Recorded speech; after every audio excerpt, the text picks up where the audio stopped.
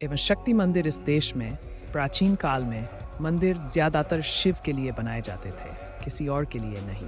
पिछले 1000 या उससे ज्यादा सालों में ही दूसरे मंदिर बने हैं। शिव शब्द का शाब्दिक अर्थ है वह जो नहीं है, इसलिए मंदिर उसके लिए बनाया गया था जो नहीं है। जो है भौतिक अभिव्यक्ति है, जो नहीं है वह है जो भौतिक से परे है। मंदिर एक छेद है जिसके जरिए आप उस जगह में प्रवेश करते हैं जो नहीं है। देश में हजारों शिव मंदिर है और उनमें से ज्यादातर का कोई ऐसा रूप नहीं है। उनका बस एक प्रतिनिधि रूप है और आमतौर पर यह एक लिंग होता है। सद्गुरु योगिक संस्कृति में शिव को भगवान के रूप में नहीं देखा जाता है। वे एक ऐसे व्यक्ति थे जो इस भूमि पर चले और योगिक परंपराओं के मूल स्रोत हैं। वे आदि योगी या पहले योगी हैं और आदि गुरु पहले गुरु भी हैं। योगिक विज्ञान का ये पहला संचरण हिमालय में केदारनाथ से कुछ मील दूर एक हिमनद झील कांति सरोवर के तट पर हुआ, जहां आदियोगी ने अपने पहले 7 शिष्यों को इस आंतरिक तकनीक का व्यवस्थित प्रदर्शन शुरू किया, जिन्हें आज सप्तऋषि के रूप में मनाया जाता है। कांति सरोवर कृपा की झील किंवदंती है कि शिव और पार्वती कांति सरोवर के तट पर रहते थे और केदार में कई योगी रहते थे जिनके पास शिव और पार्वती आते थे। कई साल पहले मैं हर साल 1 या 2 महीने के लिए अकेले हिमालय की यात्रा करता था। पहली बार मैं 1994 में कांति सरोवर गया था। कांति सरोवर वह झील है जो 2003 की बाढ़ के दौरान फूटकर केदार में आ गई थी।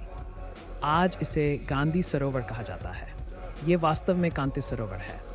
कांति का मतलब है कृपा, सरोवर का मतलब है झील। ये कृपा की झील है।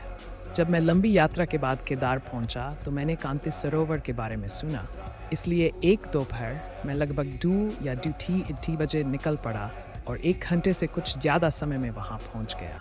वहाँ झील और उसके चारों ओर बर्फ से ढके पहाड़ थे। प्रकृति के लिहाज से ये शानदार है। बिल्कुल शांत पानी वाली ये विशाल झील, कोई वनस्पति नहीं और पूरी तरह से शांत पानी में बर्फ से ढकी चोटियाँ। ये एक अविश्वसनीय जगह थी। कांति सरोवर में सद्गुरु मैं बस वहाँ बैठा रहा और शांति, मौन और पवित्रता मेरी चेतना में समा गई। उस जगह की चढ़ाई, ऊंचाई और निर्जन सुंदरता ने मेरी सांस रोक दी। मैं उस शांति में एक छोटी सी चट्टान पर आंखें खोलकर बैठा रहा, अपने आसपास के हर रूप को आत्मसात करता रहा। धीरे धीरे आसपास का वातावरण अपना रूप खोता गया और सिर्फ नाद, ध्वनि ही रह गई। पहाड़, झील और पूरा वातावरण, जिसमें मेरा शरीर भी शामिल था, अपने सामान्य रूप में मौजूद नहीं था। सब कुछ सिर्फ ध्वनि थी। मेरे भीतर एक गीत उठा, नाद ब्रह्म विश्व स्वरूपा। नाद ब्रह्मा, नाद ब्रह्म विश्व स्वरूप, नाद ही सकल जीव रूप, नादा ही कर्म, नादा ही धर्म, नादा ही बंधन, नादा ही मुक्ति, नादा ही शंकर, नादा ही शक्तिनाद, नादन सर्वन, नादन नादन नादन नादम। मैं एक ऐसा व्यक्ति हूँ जो हमेशा संस्कृत भाषा सीखने से बचता रहा हूँ।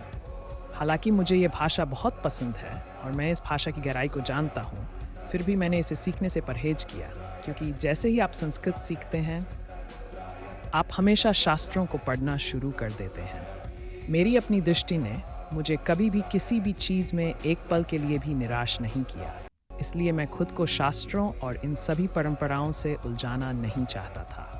इसलिए मैंने संस्कृत भाषा से परहेज किया। जब मैं वहाँ बैठा था तो मेरा मुंह निश्चित रूप से बंद था और मेरी आंखें खुली थीं और मैंने इस गीत को बड़े पैमाने पर अपनी आवाज़ में सुना। ये मेरी आवाज़ थी और ये एक संस्कृत गीत था। मैंने इसे स्पष्ट रूप से ज़ोर से सुना, इतना ज़ोर से ऐसा लगा जैसे पूरा पहाड़ गा रहा हो। मेरे अनुभव में सब कुछ ध्वनि में बदल गया था। तभी मैंने इस गीत को महसूस किया।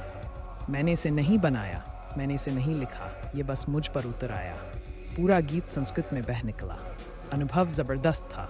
धीरे धीरे कुछ समय बाद सब कुछ अपने पहले वाले स्वरूप में आ गया।